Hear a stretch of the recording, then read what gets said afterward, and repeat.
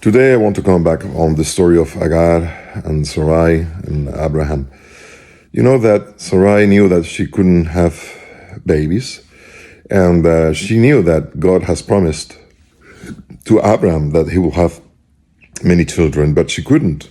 And then she thought, okay, I will give Hagar to Abraham, and so she can bear a baby. And she did so.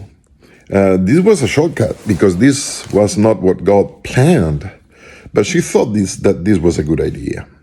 And eventually, knowing that Hagar was from Egyptian origin, so pagan, so not believer in the true God apparently before, when she got pregnant, she started to accuse and to blame and to mock Sarai, to the point that there were many discussions, and Sarai complained to Abraham, "What did you do? Why?" And if you think about, you can read that in Genesis chapter 15.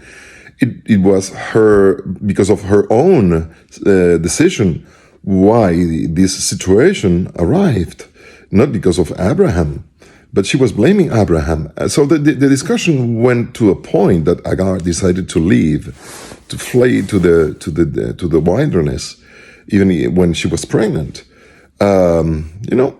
The discussion had to be bitter from both sides. I don't think there was anyone who was to blame just one side, because probably Hagar was telling everyone, I am pregnant and Sarai is not, and I am the one that is bearing the offspring of Abraham, our Lord. And so the discussion has had to be very, very tough. That's why Hagar decided to leave. And then we have to think about, why did God send his angel to Hagar when she was in the wilderness, despite that she was an Egyptian woman? Why? And it's because God is love, because God cares about everyone, not only his chosen people. And then I've been thinking, what would have said Sarai when she saw Hagar coming back to the home, to the camp? I think she was disappointed when she heard that God talked to Hagar, saying that he would take care of his child and all the offspring. That had to be a very tough moment for Sarai, to learn that God cares not only for the chosen but also for everyone else. That shows us that, first of all, when we try to make a shortcut to find our own solution, because we are not patient enough to wait for God's solution, we are getting in trouble, and it's for our own sake, for our own decisions, that we get in trouble very often. Secondly, when there is a disruption, when there is a discussion, when there is a fight, there is no innocent side. Both of them are to blame. Sarai for the decision, Hagar because she was, showing off that she was pregnant and Sarai wasn't. So there is no innocent side. And the third lesson is that God cares even for those that we think that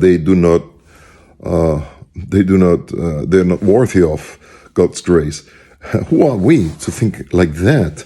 God showed that he cares for everyone, even those that we think that they are not the chosen ones, and I say it always with quotation marks.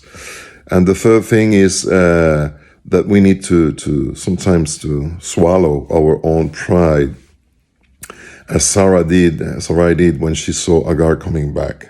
And Hagar also had to swallow her pride when she was told to obey Sarai despite everything. So think about that. How often we think that we have the right to tell God what to do and who to blame and to ask for his justice, and that means that we do not understand what justice is actually, and the right to punish others and to defend our cause. And God has a absolutely different point of view. He didn't sit with both women to discuss who said what, when, and why. He just said, go back and I will take care of that. Stop fighting.